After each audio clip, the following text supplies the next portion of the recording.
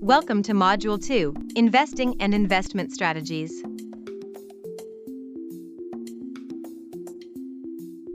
Investing is one of the most powerful tools you have to significantly grow your wealth over time.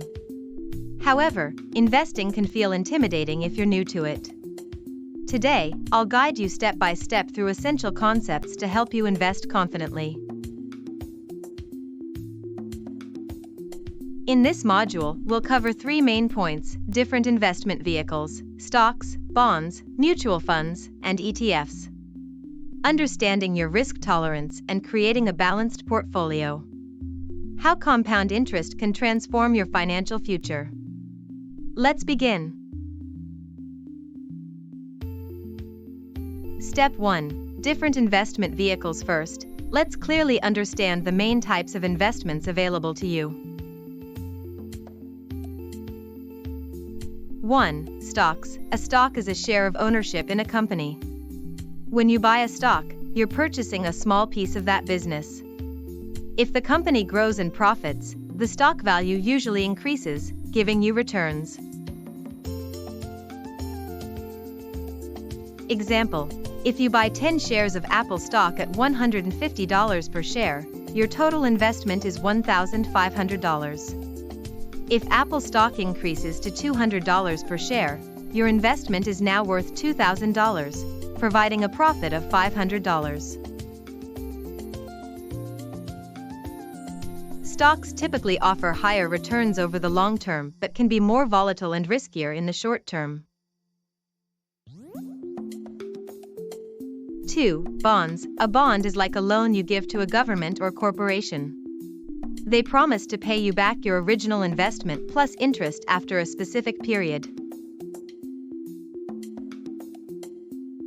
Example: if you buy a $1,000 U.S. Treasury bond at a 3% annual interest rate for 10 years, you'll receive annual payments totaling $30 every year, and your original $1,000 back at the end of 10 years.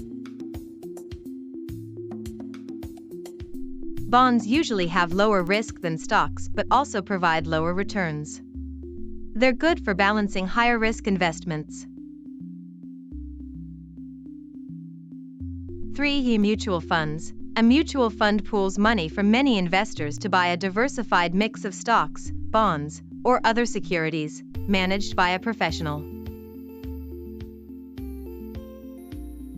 Example: by investing $2,000 into a mutual fund, you automatically become a partial owner of a diversified portfolio of multiple companies.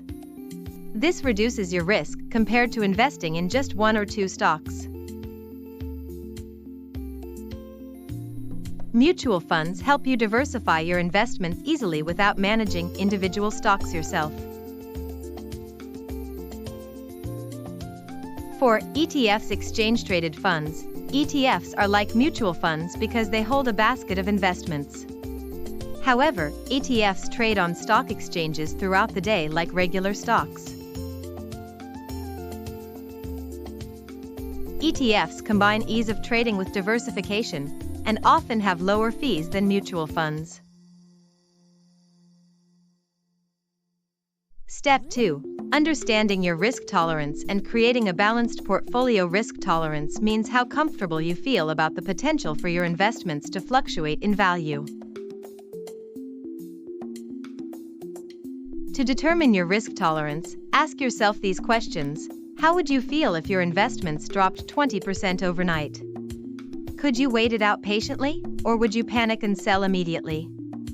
How long do you have until you need the money? Based on your risk tolerance, you create a balanced investment portfolio. A balanced portfolio mixes different investment types, minimizing risk and optimizing growth. Example of a balanced portfolio: if you're younger 20s to 30s, you might have a higher risk tolerance. You could choose a portfolio that's 80% stocks and ETFs for growth, and 20% bonds for stability. Step 3. How compound interest can transform your financial future. Compound interest is often called the eighth wonder of the world. It simply means earning interest on the money you invest, and then earning interest on that interest.